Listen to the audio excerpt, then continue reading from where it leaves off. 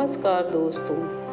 जेठ मास की अमावस्या को होने वाला वट सावित्री व्रत, जिसे हर सुहागन करती है, आज मैं इन्हीं सावित्री की कहानी आपको सुनाने जा रही हूँ। बहुत समय पहले मद्र नरेश अशुपति थे।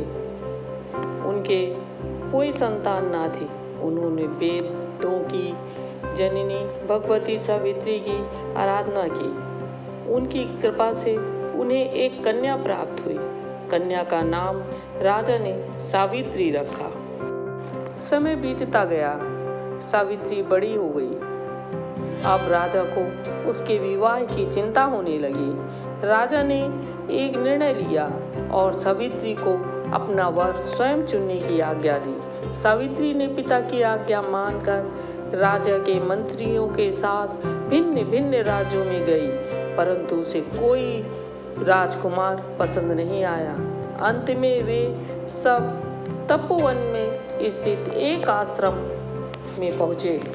आश्रम पहुंचकर सावित्री ने सत्यवान को देखा और देखते ही सावित्री ने उसे अपना जीवन साथी बनाने का निर्णय कर लिया। लौटकर सावित्री जब पितृगृह पहुंची तो राजा ने पूछा, सावित्री, क्या तुम्हें कोई विवाह करने योग्य राजकुमार मिला?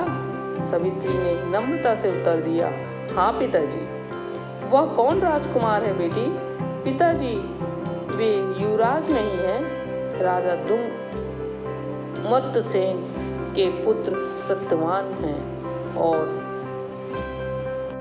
वे अपना राज्य खोकर आश्रम में रहते। ईश्वर की कृपा से नारद जी वहां पर उपस्थित थे।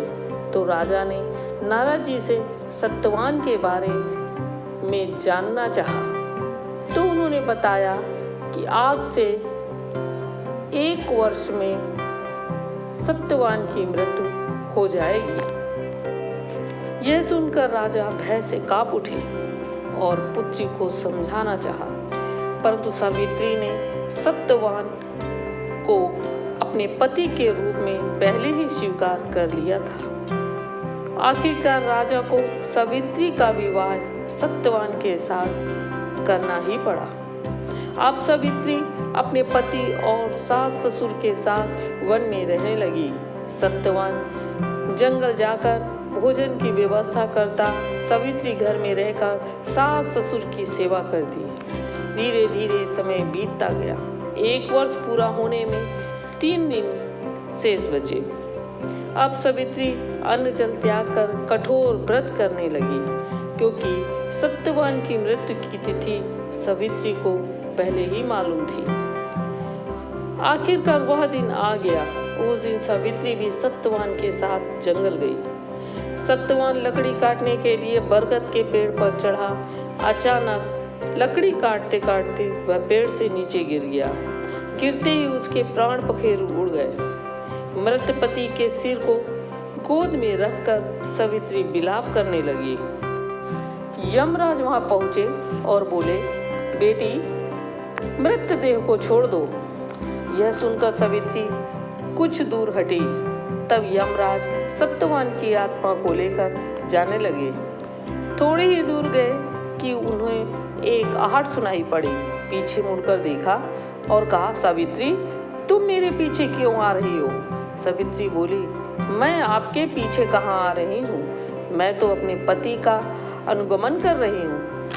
यह सुनकर धर्मराज प्रसन्नतापूर्वक बोले, पुत्री, पति के जीवन को छोड़कर कोई भी वर मांग लो। तब सावित्री ने यमराज से अपने ससुर की दृष्टि मांगी। तथास्तु कहकर यमराज सत्यवान की आत्मा लेकर आगे चले।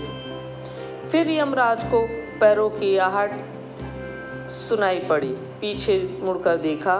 बोले, तुम फिर मेरे पीछे आ रही हो? सावित्री बोली, मैं तो लौट जाना चाहती हूँ प्रभु, परंतु मेरी आत्मा मेरे पति की आत्मा में विद्यमान है, और जहाँ आत्मा जाएगी वहीं तो शरीर जाएगा। यही नियति है। सावित्री, तुम्हारी वाणी से मैं अत्यंत प्रसन्न हूँ। तुम पुनः दूसरा वर मांग लो। इस बार सावित्री ने कहा, मेरे सास ससुर का खोया हुआ राज उन्हें वापस मिल जाए। यमराज ने तथास्तु कहकर वे फिर आगे बढ़े, परंतु सावित्री ने उनका पीछा नहीं छोड़ा।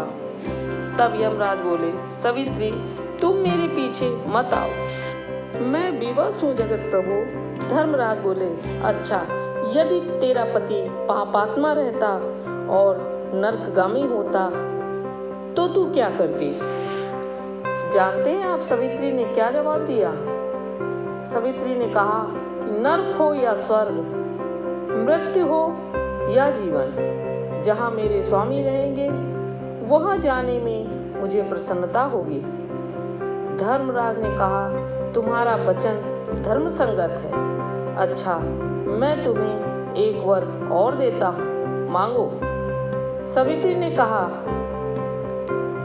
मेरे सास ससुर का वंश नष्ट न होने पाए और इस राज्य पर सत्यवान का उत्तराधिकार सत्यवान के पुत्र को मिले। यमराज मुस्कुराए और बोले, तुम्हारी इच्छा पूर्ण हो। और उन्होंने सत्यवान को पुनर्जीवन प्रदान किया। हे महासाध्वी, तुम्हारे संपूर्ण मनोरथ पूर्ण हो। यह कहकर यमराज वापस यमलोक चले गए। इस तरह सती सावित्री यमराज से भी अपने पति के प्राणों को वापस ले आई और हंसी खुशी से अपना जीवन व्यतीत करने लगी। बट सावित्री की आप सभी लोगों को बधाई। अगर आपको ये स्टोरी पसंद आई हो, लाइक शेयर जरूर करें। साथ में नए दोस्त सब्सक्राइब भी करें।